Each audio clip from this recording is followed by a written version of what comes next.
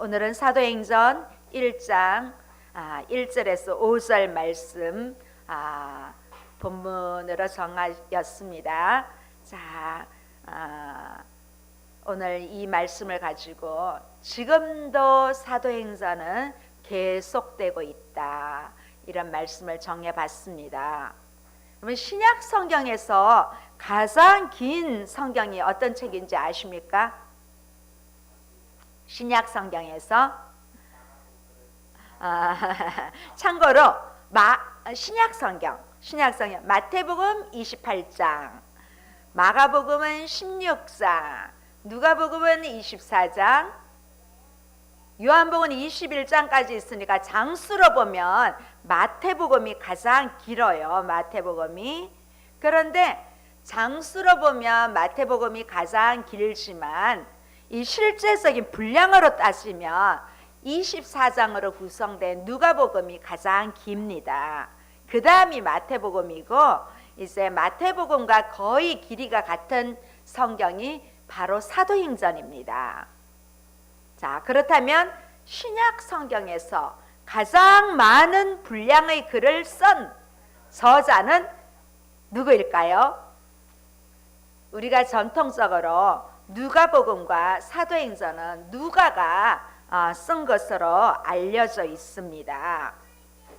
자, 따라서 이 두 권의 책을 합치면 누가의 글이 신약 성경의 거의 30%를 차지합니다.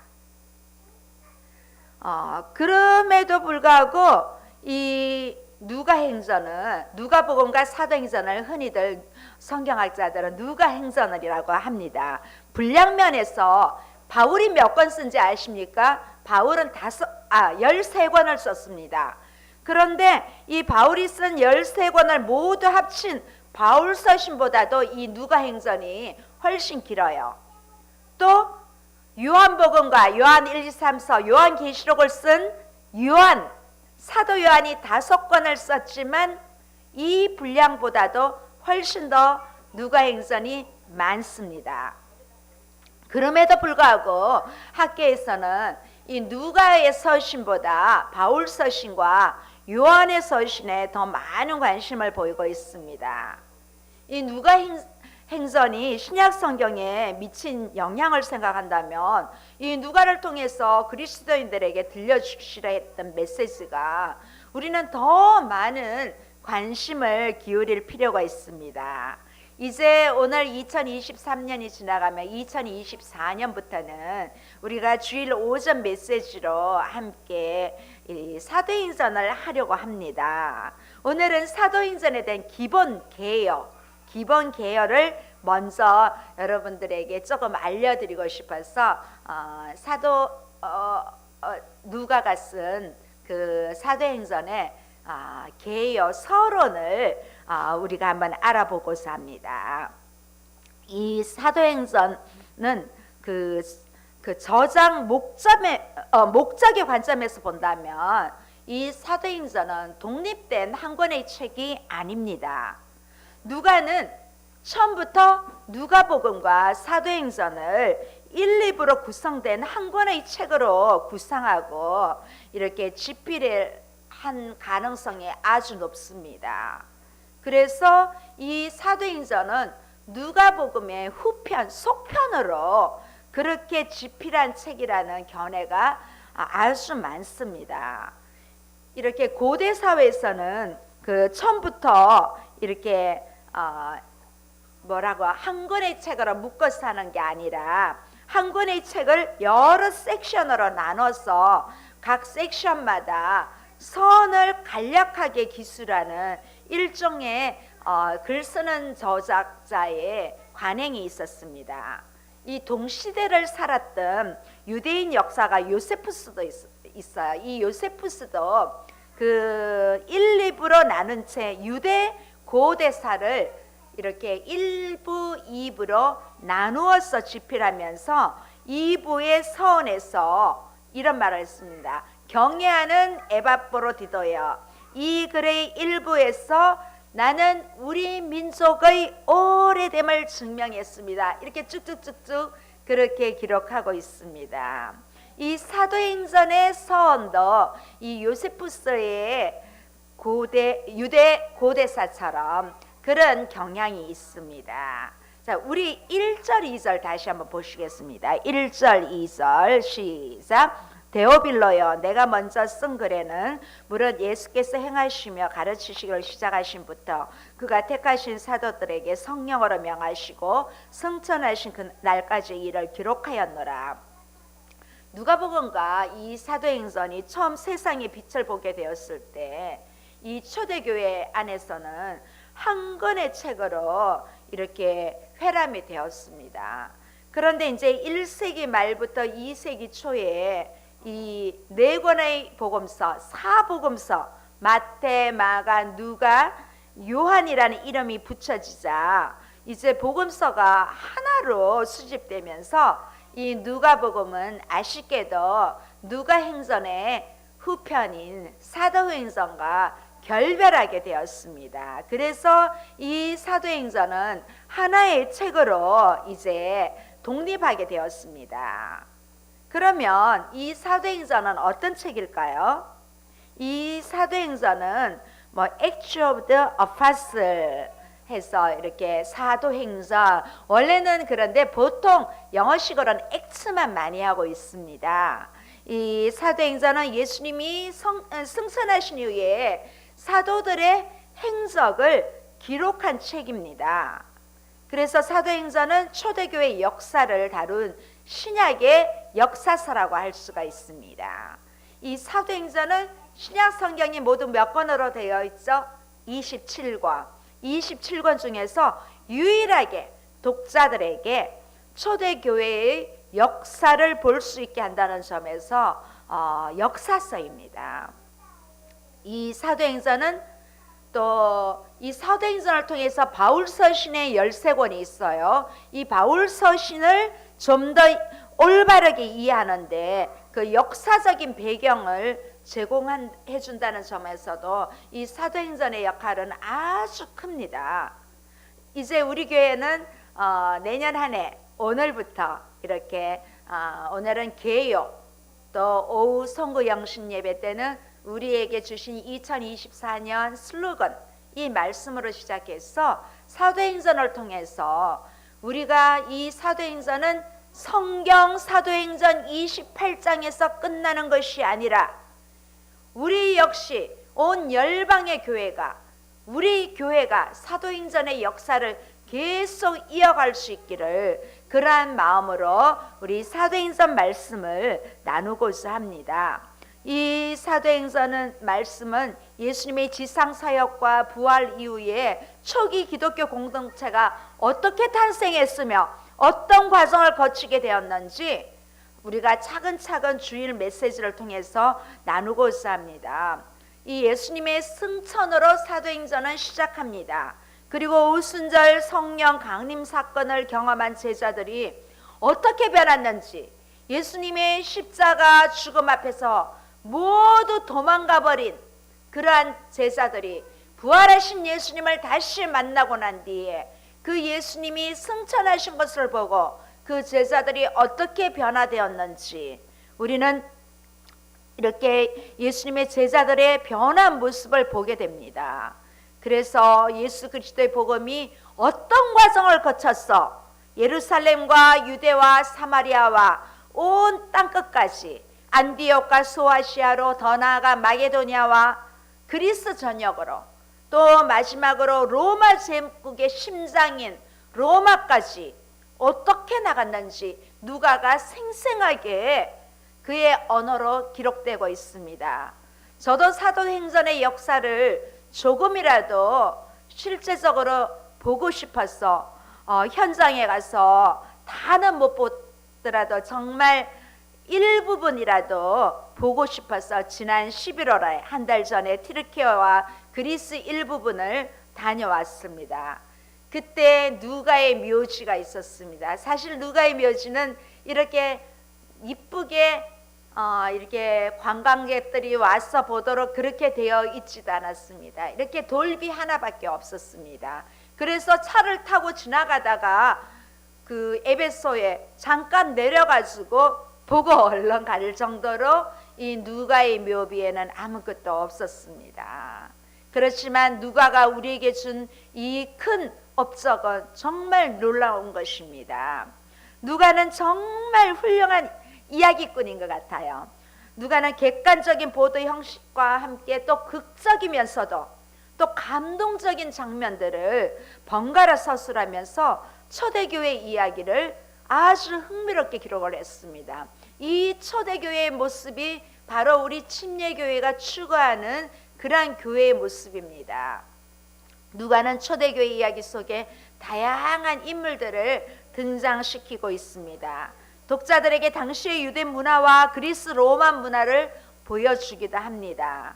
누가는 사도행전을 통해서 초대교회의 역사에 대해서 기록하지만 당시 독자들의 관점에서 볼 때 어디에 내놓아도 전혀 손색이 없는 매우 훌륭한 문학 작품으로 그렇게 썼다는 평가도 받고 있습니다.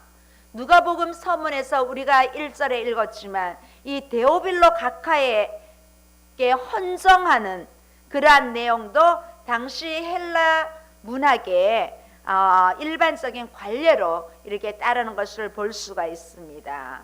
이러한 문학적인 관점에서 볼 때도 사도행전의 가장 독특한 점은 누가의 헬라어 문체어가 70인역의 문체와 많이 닮았다고 합니다.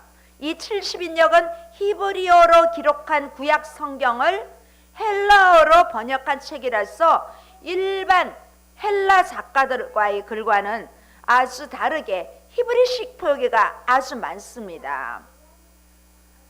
사실은 저의 개인 견해도 저도 히브리어나 헬라어를 능통하게 하지는 못하지만 신약 성경을 보면 구약 성경의 많은 부분을 가지고 왔기 때문에 저도 이 히브리식 표기가 이 신약의 표기로 기록되어야 된다고 저도 주장하는 바입니다. 그래서 당대 이 누가는 이 헬라 작가의 글보다 히브리식 표현을 아주 많이 자주 등장시키고 있습니다. 사실 누가는 당대의 헬라 작가들 못지않게 헬라 문학에도 능통한 사람입니다. 많은 학식이 겸비한 사람이기 때문에 헬라어를 유창하게 구사할 수 있는 그러한 사람입니다. 자, 신약 성경 저자들 중에서 가장 고급스러운 헬라어를 구사한다는 그러한 평가도 받고 있습니다. 그럼에도 불구하고 이 사도행전은 70인역에서만 찾아볼 수 있는 어구들이 아주 많이 등장하고 있습니다. 자, 대표적으로 사도행전 11장 22절을 보면요, 개역개정에는 이 구절을 예루살렘 교회가 이 사람들의 소식을 듣고 이렇게 의역하고 있어요. 그런데 헬라어 원문에 가깝게 히브리식으로 직역하면 어떻게 됩니까? 한번 볼까요? 그들에 대한 소식이 예루살렘에 있는 교회의 귀에 들리니. 여러분, 조금 같은 의미인데도 이 번역하는 약간 어구가 다릅니다. 이렇게 히브리식을 통해서 한 헬라어로 번역한 이 말씀이 훨씬 더 뜻이 깊게 보인다는 것입니다. 자, 이러한 표현들을 70인역에서 흔히 볼 수 있는 것으로 일반인 헬라인 작가로서는 할 수 없는 문구입니다. 자, 이렇게 훌륭한 헬라어 문장력을 구사할 능력이 있음에도 굳이 이 70인역의 번역을 이 스타일을 고집했다면 거기에는 누가의 어떤 의도가 담겨 있다고 볼 수 있습니다. 오늘날 우리가 이 사도행전을 읽어가면서 누가가 써 내려가고 있는 사도행전의 역사가 이 70인역에서 기록된 하나님의 구원 역사의 연장선상에 있다는 것을 우리가 생각해 볼 수가 있습니다. 그래서 오늘 저는 이렇게 우리가 사도행전 1장 1절을 구체적으로 들어가기 전에 이 사도행전 개론이라 할까요? 전반적으로 어떻게 씌워졌으며 이러한 부분들을 살펴보면서 지금도 사도행전은 역사하고 있다는 것입니다. 지금도 사도행전은 계속되고 있다는 것입니다. 그래서 우리는 지금 2023년도를 이제 끝내고 2024년도에 들어가는 이 시대에도 사도행전의 역사는 계속 쓰여지고 있다는 것입니다. 온 열방 가운데 또 우리 교회 가운데 어쩌면 나 자신을 개인을 통해서도 사도행전은 계속되고 있다는 것을 오늘 여러분과 함께 나누고 싶습니다. 이렇게 누가가 사도행전에 서술된 초대교회의 사건들이 구약에 이미 다 예언되었던 많은 하나님의 말씀들을 성취되는 사건으로 이렇게 묘사되고 있다는 것은 뭐라고 할까요? 이런 합리적인 그러한 추측을 뒷받침해 주고 있다는 것입니다. 따라서 이 누가는 초대교회에서 일어나는 모든 사건들이 구약에 기록된 사건들과 이렇게 관련되어서 구약에 역사했던 그 하나님이 이 초대교회를 통해서 예수 그리스도를 따르는 제자들을 통해서 일하시는 것이라고 이 누가는 그렇게 오늘 우리에게까지 전달해 주고 있습니다. 이러한 사실은 사도행전이 단순히 초대교회의 역사가 아니라 구약과 신약을 통틀어 역사하시는 지금 이 시대에도 역사하시는 하나님의 역사이심을 확신하게 됩니다. 그래서 이 사도행전의 역사는 우리 많은 세계에 파송되어 있는 선교사들을 통해서 또 믿지 않는 미지의 나라에까지 이르기까지 가서 언어를 번역하면서 또 그들에게 복음을 전하면서 이렇게 사도행전의 역사는 지금도 정말 우리가 알지 못하는 그러한 나라까지 가서 계속되고 있음을 볼 수 있습니다. 앞서 사도행전과 누가복음은 원래 한 권의 책이라고 말씀드렸습니다. 이렇게 전통적으로 누가가 쓴 것으로 이해하고 있습니다. 기원 후 80년대에 작성한 것으로 보통 그렇게 알고 있는 학자들이 더 많습니다. 또 간혹 기원 후 90년도에서 110년 그 사이에 기록했다 이런 견해도 있습니다. 조금 시각이 다르긴 하지만 보통은 기원 후 80년대에 작성하는 것으로 보는 시각이 대부분입니다. 이렇게 앞에서 말씀드린 것처럼 누가복음과 사도행전은 본래 한 편의 책입니다. 이 두 책의 저자는 단일 저자로서 신약 성경의 가장 많은 부분 거의 30% 가까이를 기록할 정도로 이 장수가 많습니다.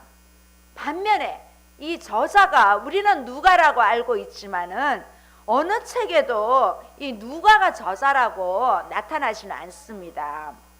그러나 2세기 교회 전승에서 비롯된 전통적인 그러한 해석으로 사도 바울의 동역자였던 누가를 이 두 책의 저자로 그렇게 확신하고 있습니다. 이 누가는 데오빌로에게 보낸 그 누가복음에는 그 누가복음도 데오빌로에게 보낸 편지예요. 전편이에요. 예수님의 복음과 행적을 중심으로 누가복음은 기록하고 있습니다. 그런데 이 사도행전에는 예수 그리스도의 운동이 어떻게 진행되는지 예수님이 승천하신 이후에 초대교회를 통해서 또 사도들을 통해서 바울 사도를 통해서 어떻게 이 로마에 이르기까지 땅끝까지 복음이 전해지는 것을 기록하고 있습니다. 이 사도행전 1장 1절에서 보면 데오빌로여 내가 먼저 쓴 글에는 물은 예수께서 행하시며 가르치시기를 시작하신부터 이렇게 시작해서 보며 시작하고 있습니다. 당시 로마의 기사 계급이며 또 누가와는 아주 절친한 관계였던 이 데오빌로의 등장이 있습니다. 이 누가복음 1장 3절에도 등장하고 있습니다. 사도행전 여러 곳에서 우리라는 의미가 많이 쓰여 있어요. 우리라는 단어가. 그래서 이 우리, 도대체 우리가 누굴까요? 이 우리라는 상황은 당시 바울 사도와 이렇게 함께 다녔던 그러한 목격자일 수 있습니다. 그래서 이 바울이 자신의 동역자들 이름을 많이 열거를 했어요. 그런데 단지 이 누가와 디도는 이렇게 좀 언급하지 않았습니다. 그리고 이 사도행전에 곳곳에로 보면 의학용어가 있어요. 의학용어. 이 의학용어를 상당히 구체적이고 전문적이라는 점에서 이 저자가 누가라는 것을 강력하게 주장하고 있습니다. 왜냐하면 누가는 직업이 의사입니다.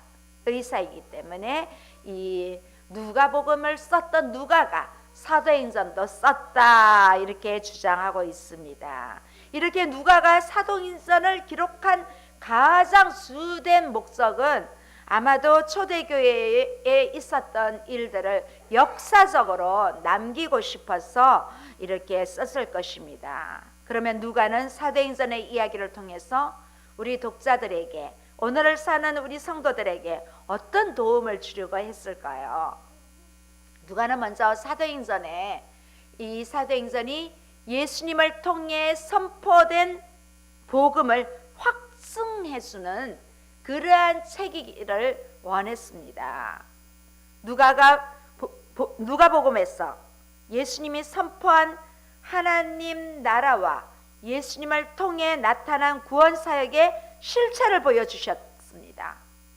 그런데 이 사도행전에서는 초대교회가 이 구원의 메시지를 어떻게 선포했으며 또 확정해 나갔는지를 보여주고 있습니다.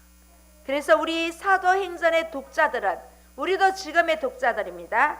우리는 사도행전의 이야기를 통해서 예수님이 전한 메시지가 진짜 참된 메시지이면서 또 만인을, 온 인류를 구원하시기 위해 오시는 예수님만이 유일한 분임을 오늘 이 사도행전에서 우리가 볼 수가 있습니다. 그래서 이 사도행전은 비록 초대의 교회의 역사를 소개하고 있지만 예수님이 전한 그 복음의 메시지를 오늘 우리에게 또다시 전하는, 또 이 복음을 믿는 내가 또다시 전하는 어쩌면 전도의 책이라고 볼 수도 있습니다.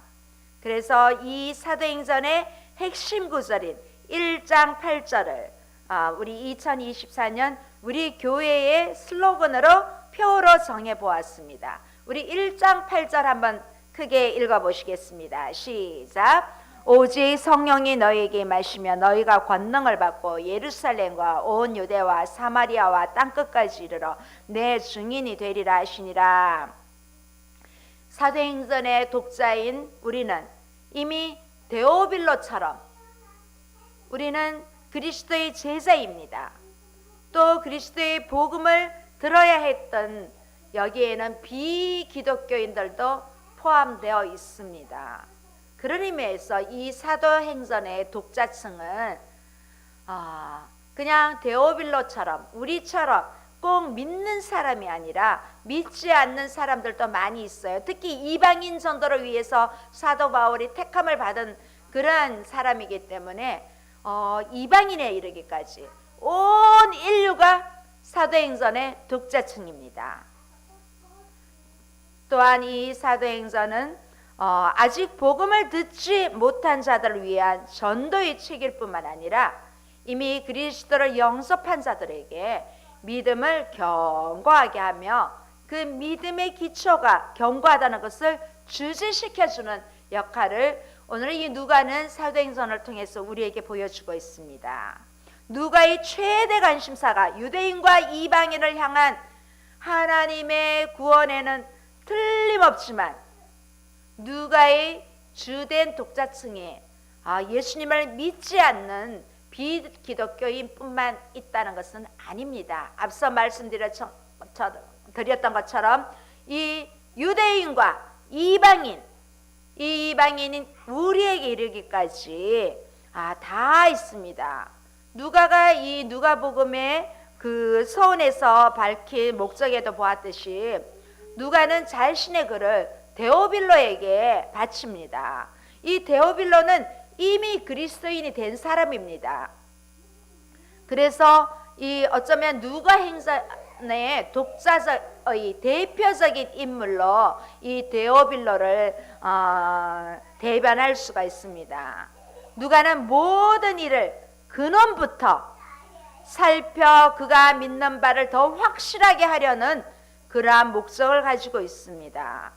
어쩌면 이 데오빌로도 예수님을 우리처럼 믿었습니다.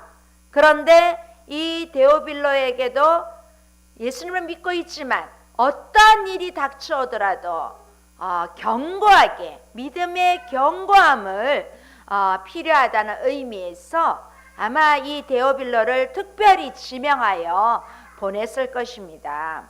그런 의미에서 사도행전은 우리 이 시대의 성도들에게도 우리의 믿음을 든든하게 하며 또 우리가 가지고 있는 예수 그리스도의 믿음이 우리 기초가 튼튼할 수 있도록, 그래서 우리에게 어떤 어려움이 오더라도, 사도 바울 같은 경우도 개종한 이후에 얼마나 많은 어려움을 겪었는지 모릅니다. 생명을 담보로 했던 일이 얼마나 많았습니까? 그럼에도 그 사도 바울의 행적처럼 이 사도행전의 역사처럼 우리도 어떠한 일이 있더라도 믿음을 견고하게 서 있으라고 보여준 그러한 책이라고도 할 수 있습니다. 또한 이 사도행전은 예수님과 초대교회가 전한 복음이 유대인뿐만 아니라 이방인들에게도 주어진 것임을 확실하게 보여주고 있습니다. 이 유대인들은 자기들만의 구원이라고 믿습니다. 그래서 이 유대인들은 지금도 예수님을 기다리고 있습니다. 유대인 기독교인은 지금 거의 1%도 안 됩니다. 그러나 유대인 기독교인들은 있습니다. 그들은 아직도 오신 메시아를 모르고 메시아를 기다리고 있는 사람들입니다. 우리는 예수 그리스도의 복음이 이방인에게 열려 있다는 것을 우리는 조금 더 이상하게 생각하지 않습니다. 그러나 유대인들은 이방인에게는 복음이 없다고 믿거든요. 자기들에게만 있다고 믿으니까요. 그 당시 초대교회에서는 이방인들에게 복음이 있다는 것은 이슈인 것입니다. 그러면 누가는 이 사실을 사도행전을 통해서 어떻게 입증할까요? 이 누가는 초대교회에서 일어난 사건들이 모두 이미 구약 성경에 예언되어 있었던 것임을 보여주고 있습니다. 누가는 예수님의 초림과 또 하나님 백성의 모임인 초대교회의 탄생과 또 구원의 복음이 이방인에게 전파될 사실이 모두 구약의 예언이 성취되었음을 확실하게 보여주려고 한 것입니다. 하나님은 우리에게 말씀하시기 위해서 이 시대를 살고 있는 우리에게, 예수님이 오시기 전 이 세대에 살고 있는 모두에게 누가를 통해서 우리에게 전달해 주시는 것입니다. 이 사도행전의 메시지는 단순히 초대교회의 역사만을 서술한 것이 아니라 이 사도행전은 문학적으로도 아주 가치 있는 책으로 그렇게 집필된 것으로 봅니다. 누가는 사도행전의 이야기 속에 자신이 독자들에게 전달하려고 했던 신학적이고 또 목회적인 그러한 메시지를 담고 있습니다. 우리는 사도행전의 이야기를 통해서 누가의 손길을 꼭 만나볼 수 있기를 바랍니다. 자, 사도행전을 통해서 누가가 전달하려고 한 메시지는 어떤 것일까요? 자, 먼저 구약 성경에 나타난 하나님의 뜻과 계획은 이제 마지막 때 예수 그리스도를 통해 나타났으며 초대 교회의 이야기를 통해서 계속 이어져 갑니다. 그 중에서도 예수님의 죽음과 부활은 예수님 자신을 인류에 계시하신 가장 결정적이고 획기적인 사건임을 보여주고 있습니다. 누가는 이렇게 초대교회에 일어난 모든 사건들이 인류 가운데, 인류 역사 가운데 나타난 것처럼 하나님의 섭리와 뜻임을 알려주고 있습니다. 이렇게 초대교회를 통하여 이방인 선교와 또 여러분 스데반의 순교가 나옵니다. 우리가 7장에서 봅니다. 또 예루살렘에 안주하고 있던 사람들이 이 스데반의 순교를 통해서 이 성도들이 흩어졌습니다. 그리고 또 예수님의 제자 베드로에게 환상을 보여주셔서 이방인 고넬료에게 복음을 전하게 되었고, 교회를 박해하던 사울을 부르셔서 이방인의 사도가 되게 하셨습니다. 이 모든 것들이 하나님이 친히 진행하신 것을 우리가 누가를 통해서 기록된 누가복음을 볼 수 있습니다. 이렇게 또 사도행전은 복음이 정말 많은 저항을 받으면서도 이 지속적으로 퍼져나갔음을 강조하고 있습니다. 기독교가 많은 박해를 받으면서도 이 기독교는 온 세계로 지금 퍼져나가고 있습니다. 유대 베들레헴에서 탄생하신 그 아주 그 예수님을 통해서 예수님은 이 이방인들에게까지 다 전해지면서 지금 이방인인 우리 한반도의 작은 이 땅에까지 복음이 선교사들을 통해서 들어옴으로써 이제는 우리가 역선교를 하게 되었습니다. 우리 대한민국은 선교 한국이 되어가고 있습니다. 그래서 다시 이 복음이 유대에 이르며 유대에서 시작해서 유대에 들어가면 어쩌면 예수님이 다시 오시지 않을까 싶습니다. 자, 이제 이 누가는 예수님의 고난을 받고 죽기까지 자신의 소명을 다한 것처럼 하나님의 말씀 역시 고난과 박해를 통해서 더 넓게 전파될 것을 잘 알고 있습니다. 누가는 이 메시지를 전하기 위해서 사내들인 공회의 어떤 저항과 스데반의 순교와 회심 이후 사도 바울이 겪었던 그러한 것들은 말할 수 없는 고통을 이 사도행전의 이야기 속에 포함되고 있습니다. 무엇보다도 이 바울이 죄수의 몸으로, 바울이 정말 죄가 있어서 죄수의 몸으로 간 것이 아닙니다.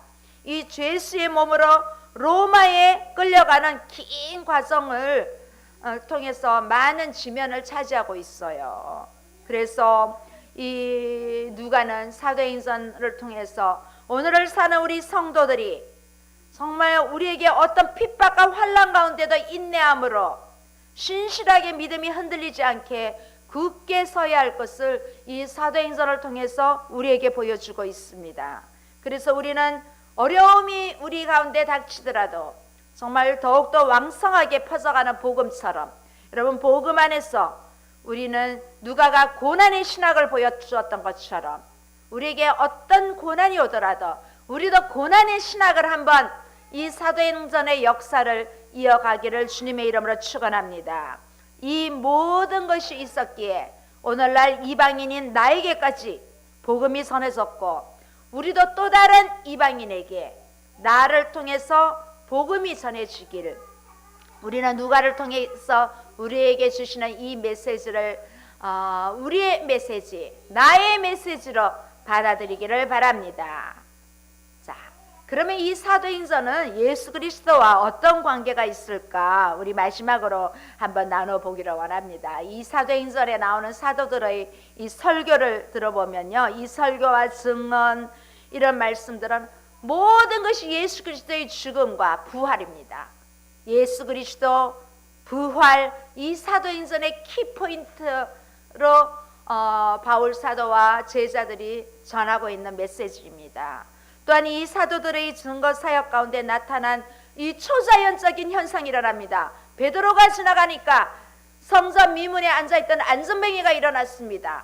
죽었던 사람이 살아났습니다. 바울 사도가 지나갈 때 옷자락이라도 잡은 사람들이 병을 나았습니다. 이러한 것들은, 이러한 초자연적인 이적과 기사들은 예수 그리스도의 이름으로 그들이 행하였습니다.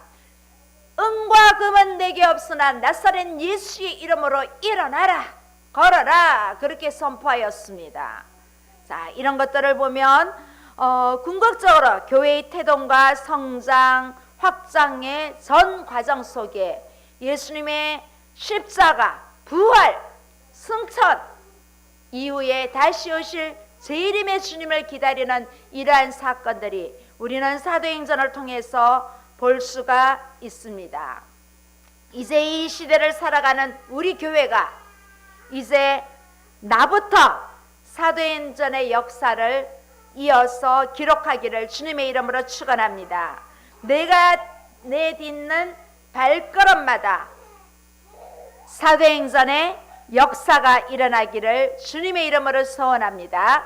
지금도 사도행전의 역사는 계속되고 있음을 믿으시기 바랍니다. 할렐루야. 기도하시겠습니다. 좋으신 하나님 아버지 감사합니다. 우리에게 생명을 허락하여 주시고 이 시간까지 우리가 호흡할 수 있도록 은혜 주시니 감사합니다. 지금도 병상에서 일어나기를 바라고 신음하는 많은 지체들이 있습니다. 그럼에도 불구하고 우리를 주님의 귀한 사역에 쓰임받게 하시려고 나를 통해서 우리 교회를 통해서 열방을 통해서 사도행전의 역사를 계속 이어가기를 원해서 지금까지 사용해 주시니 감사합니다. 우리 육신의 눈으로 보기에는 아주 보잘것없고 미약하지만 그럼에도 우리를 사용해 주시는 그 주님의 언약의 말씀 붙잡고 오늘 하루를 최선을 다해 살아가는 우리 모두에게 하나님 위로부터 주시는 성령으로 함께하여 주시기를 간절히 소원합니다. 하나님 말씀을 붙잡고 우리가 다시 한번 사도행전의 역사를 가지고 나아가기를 원하는 우리 지체들 머리 위에 주께서